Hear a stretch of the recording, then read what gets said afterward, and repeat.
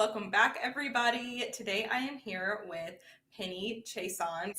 So Penny is here with me today, and she is retired from healthcare as a nurse. And she spent those years witnessing the impact of a person's mental and emotional states on their health, studying hypnosis in 2013 out of curiosity, and it became a life-changing decision. In 2019, she left the healthcare profession to pursue helping others eliminate their stress and internal pressures of life that can create mental, physical, and emotional distress. And so now she works with successful people, executives, leaders, and innovators to facilitate their personal expansion and create a ripple effect in the world. So thank you so much, Penny, for joining us. I'm excited to hear all about you. I know I read your bio, but it's always better to hear it directly from you. So tell us a little bit about your journey and your business. Well, thanks, Kaylee, for having me. I appreciate this opportunity and to be able to share with your audience because one of the things that you mentioned was retired. And sometimes I do use that in my copy, but I didn't really retire. I ran, not walked away from healthcare because I'm far from retirement age. It's been an interesting journey. I mean, when I went to college, I had no idea what I wanted to be. And then I took a year off from college and got a real job in the real world. And 2 weeks in, I was like, oh no, this is not for me. So I went to nursing school. Mhm. And I had no idea that I was absolutely going to fall in love with helping other people. It just wasn't even on my radar. I still really didn't know what I wanted to be when I grew up. And then someone had shared with me about nurse anesthesia, and I'm like, "Oh, well, this is pretty cool." And as time goes, things unfolded in a way that everything happens in perfect timing. And when I decided to go back to school, I happened to live within driving distance of 3 different anesthesia programs. So, it didn't cause a lot of upheaval in my life to do that. I grew up in the Bible Belt, down south, Mississippi, and I was in Connecticut when all of this happened. And being in Connecticut and working in anesthesia and working in the OR, people tend to be a little more open with their conversations and about their life. And, I was hearing people talk about different, what a lot of people refer to as new age practices.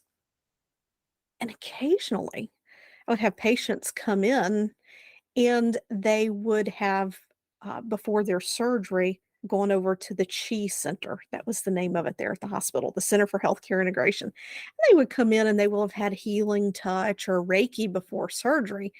And I would notice they didn't take as much sedation before giving them anesthesia. They didn't take as much pain medication. And as a result of that, they woke up more alert and they were comfortable and they just moved right along. And after a little bit of time, I was like, what is this? This is curious.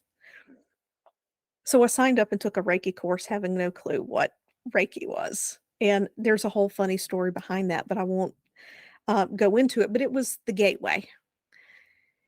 And as I began to look at how to help nurses in the recovery room and on the floor to help patients dealing with pain after surgery, because this is when things were really starting to come to the surface with people who take anti-anxiety medications and then they take pain medications with them and they were having catastrophic events.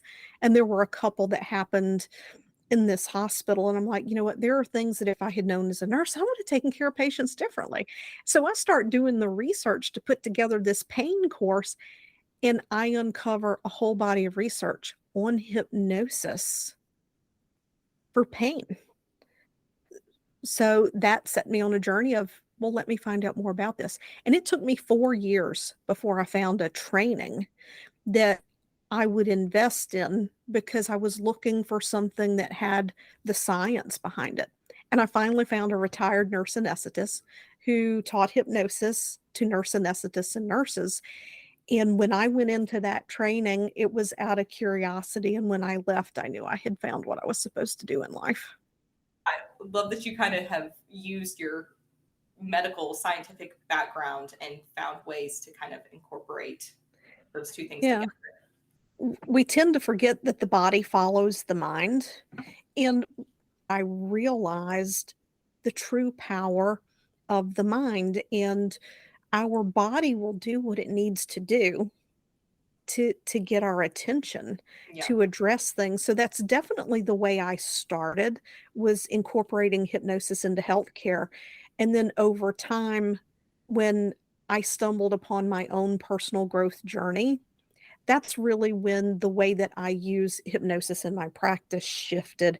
And I work with people who, they just want to continue to peel back the layers and elevate and expand and just continue to reach for that next best version of themselves. Yeah, awesome. So who is kind of your ideal person to work with? My ideal person to work with is someone who's already engaged in the personal development work.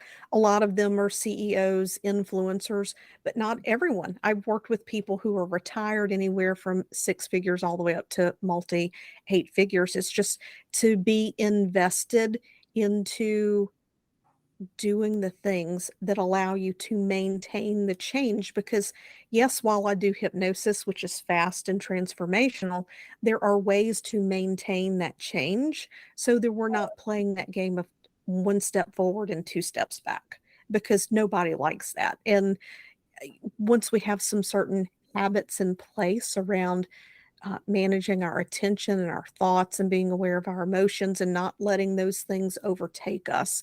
That's really when you're in that ideal place to see substantial shifts in a very short amount of time. Yeah, awesome. So tell me a little bit about the hypnosis certification program. Yeah, so that's something I had taken a pause from for about 18 months while I worked on some other areas of the business.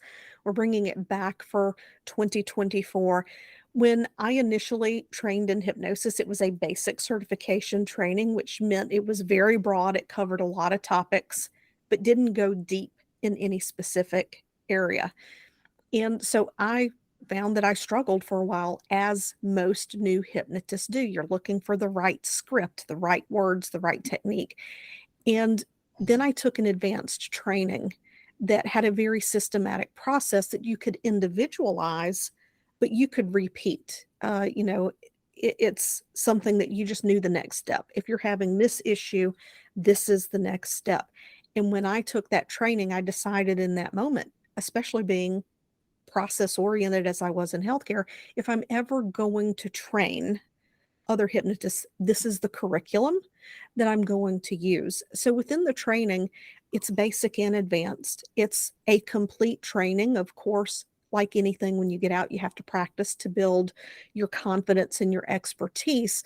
But I also bring into it the elements of all the coaching I've been immersed in and the healthcare aspect. We touch on those things, and at the end of graduation, there's also plenty of support after graduation. So when you graduate, you have what you need to start, minus your entrepreneur setup. And it's not like there's hidden upsells. Oh, but if you want to be a successful hypnotist now, you need to invest in this or invest in that. No, you get what you need, and there's support for you after in two separate forums to answer questions, deal with clients, just navigating becoming a hypnotist, because it's simply a skill and you don't have to have a college degree to do it. Um, it's a skill. And when you master it, it's unbelievable what you can do for people. Yeah, I think that's so interesting because, I mostly work in the business marketing space. And so I love hearing different options that are out there for people, different things you can do, because my mind automatically goes to, well, let's create a course, and let's offer a service, and let's do all these things. And so I love that there's so many different options out there for people who feel like that's not the right fit for me. I want to do something else, because you can get sucked up when you work just in marketing and being like, is what I'm doing really like making a difference? Is it having an impact? So there's people who really, really want to have that big impact and help people. That's an amazing option for them to be able to do that. Yeah, and I've been fortunate to this point. I mean, my practice is pretty much a boutique practice. I don't sell big courses. I don't do self-study. This last year, I've been testing the whole launch cycle. And it's just it's not me. I like that high Yeah. touch, that intimate space. So the course is limited to 20 people. You won't see me bringing in 100 people. You can't get quality Yeah. mentorship that way. Yeah. Yeah. That's a more individualized approach in an intimate setting where people can really get to know you and get to know the other people and, have a small community around it. Yeah, I love that. That's awesome. If anybody is interested in joining that program, we will have it linked up in the show notes for you all to check out. Penny, is there anything you would like to leave people with before we hop off? Just that allow yourself whatever it is you choose to do in life, whatever it is you choose to do in life, just allow yourself to get quiet, see what feels good and right to you, and follow that. Other people may disagree, but when you stay true to your authentic self, your life's going to be so much more fulfilling and rewarding. Yeah, I love that. Thank you so much for sharing that with us today and for coming onto the podcast. Yeah, thanks for having me.